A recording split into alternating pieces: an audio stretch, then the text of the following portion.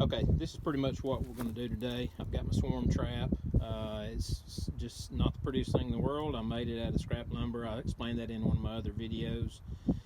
What I've got inside it is I've got 6 frames. And again, I don't have a cameraman, so I'm sorry if this thing moves around a good bit. But I've got 6 frames. At least 1 or 2 of them I've got some old comb in there because that really does seem to attract them. And I made sure I went ahead and filled it up with a couple of other just empty frames because I made mistakes last year by only putting 2 or 3 frames in a trap, and a swarm would move in, and before you know it, before I could get to it, they would start building comb on top of the inside lid of the cover, and that just turns out to be a major mess and a headache. But right now that's what I've got. What I'm going to do with this, and I'll get back to that in just a minute. What I've got is I went ahead and built, I guess you'd call it an arm thing. I really don't know, extension that I just made this out of some plywood. What I'm going to do is I'm going to attach it. I'm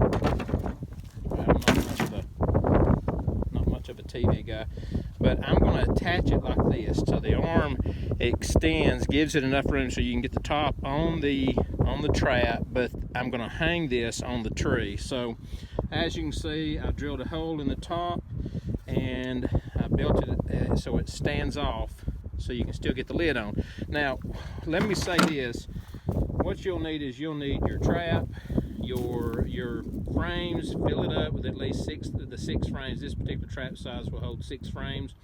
Put at least 1 frame of old comb in there. I've got 2 in this one, and then make sure you fill the rest of it up with some kind of frames, even just the top bar of the frame, or else they're going to build on the inner cover. There's no inner cover, but they're going to build on the outside cover. Of course, I've got my drill. What else you're going to need to do this is I've got my little plastic bags right here. Sorry about the shadow. And of course, I've already cut myself with a stupid knife.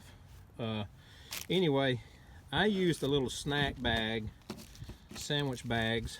They are this size right here. I've got Q-tips, and I'm a big believer, firm believer in the Swarm Commander. I do not work for them. I do not, this is not a paid advertisement or anything like that. But this is what I use. It works for me, and I know a lot of people use the lemongrass oil. So I've got this, and let me put this right here. I'll get right back. All right, let me add, one of the best places to put a swarm trap is, they say, kind of up high. I don't put it on high as I used to, but this particular tree, this place, I caught a swarm here last year, so they say the best thing to do, and in my experience, is to put a trap back up exactly where you caught one last year, because there's obviously some, hopefully some wild swarms or wild bees around here. Anyway, if you caught one there last year, put it there again. That's what I'm going to do with this particular tree. I've still got the screw in it, and I'll show you another step as I get going. Okay, so what I'm about to do now is I'm about to screw this, my I call it an arm or whatever you want to call it, hanger, on the side of mine, and I want to put this on here to where my entrance to the swarm trap faces south, southeast, something like that. You don't ever want to put a hive or a swarm trap to where you got the entrance facing north. But anyway, so you make sure, sometimes I'll do it before I come, if I know exactly where I'm putting a particular swarm trap, but I wasn't sure about this one yet, so that's why I kind of wait to put this on until I get to where I know where I'm going to put it, so I know which side to put it on, the hanger. So let me get that done now. All right, I got my hanger attached, and see how I do the offset so you can still get the lid on. I've made that mistake in the past, not putting the extension or extending it out, so I'm learning as I'm going. But okay, I'm about to get this hung up on the tree, and I'll check back in. All right, so real quickly, while the wind has died down a little bit, this is what I'm going to put on the inside. I've got my little snack bag. I have cut out a small section out of one of the corners, just barely big enough. Make sure that your Q-tip can't fall out, because to be honest with you, they say that you can get the smell of the bait just too strong for them. So I'm going to spray one little spray on the end, one end of the Q-tip, put the Q-tip in the sandwich bag, and then I'm going to put the sandwich bag on top of the frames in the back, on top of the frames in the back of the swarm trap, and then put the lid on it, set a little brick on top, and then we're done. Okay, that does it. I've got this trap probably about 10 feet off the ground. I don't know, I may have failed to mention earlier, you'll need a strap to really hold it into place. I'm also kind of picky. I use a level to make sure that it's level front to back, and then level, you know, up and down. And then the final thing you'll do after you put your brick on and get it settled in, the final thing you'll do, which I've already done this, so I won't do it again, but you'll use your bait, your Swarm Commander or your lemongrass or whatever, and you'll do one little spray at the entrance, just to, you know, catch some passerbys. But anyway, one spray at the entrance, and then you got your bait inside. Don't overdo it with the bait.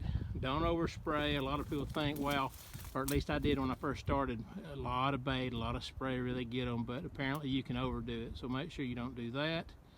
Again, this is March 6th, and I'll start checking on this in the next few days to see if we get some scout bees. I hope as soon as you start seeing some scout bees checking it out, then you know you may get lucky and eventually catch a swarm. So if you got any questions on what I did or how I did it, if you have any ways to do it better, that'd be just fine. You can comment. I've said this before, I'm not an expert at anything. I'm definitely not an expert at beekeeping or swarm trapping. This is just the stuff that has worked for me in the past. I'm sure there's a better way. Anyway, good luck everybody. See ya on the next video. Okay, this is my third one for the day. Once again, I'm probably about a good 10 feet off the ground. Got it facing southeast. I've got it all set and baited. I'm going to spray one spray at the entrance and be done with it. Okay, so I couldn't help myself. I had to video this part for some stupid reason. But anyway, I'm going to make one spray at the entrance. And I failed to mention earlier, you can go back every 2 or 3 weeks and refresh that spray there at the entrance, because I mean after a while it does wear off. But go ahead and plan on, you know, if you don't have a swarm, wow, just about fell. If you don't have a swarm come in every 2 or 3 weeks, you can go back and just do one little spray at the entrance to give it a freshen up. Now I think I'm done with the video. So good luck swarm catching, y'all. See you next time.